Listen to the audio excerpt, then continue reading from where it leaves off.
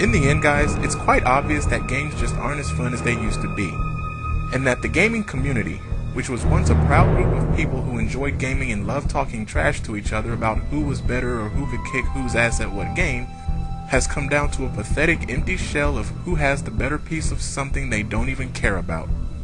Those type of people are the easiest to fool, and while those people are being fooled, a lot of the people who aren't falling for it aren't too pleased with a lot of this generation's turnout.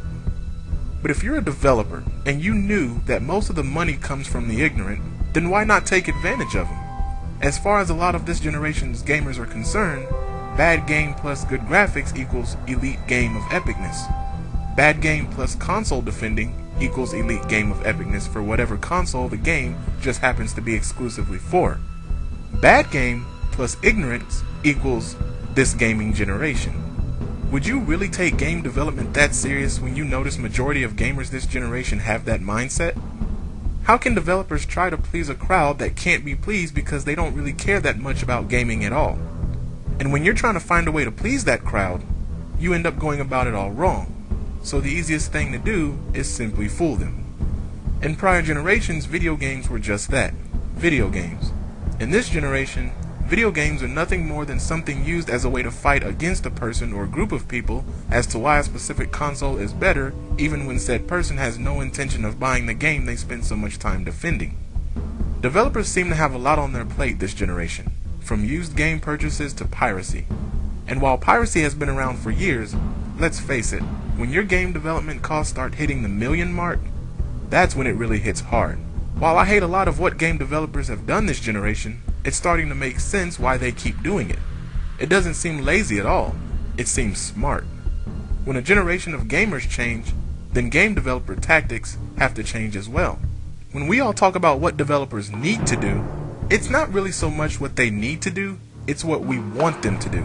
Because in the end, we're not looking out for them, we're looking out for ourselves. Their job is to make the game and sell it, our job is to buy the game and play it. And it's our job to determine what we want and what we like, not theirs. That's why we have a different variety of game genres, so we can choose what we want. If people want game developers to stop doing what they're doing, then you have to get people to stop giving them reasons for doing it. It's easy for people to pin the blame for everything on the developers instead of themselves. None of us really want to look like the bad guy in this situation, but we're all guilty of some of this stuff even if we're too stubborn to admit it. I get the feeling that if GameStop never existed, or a company that does what GameStop does, some of the things developers are doing this generation wouldn't happen.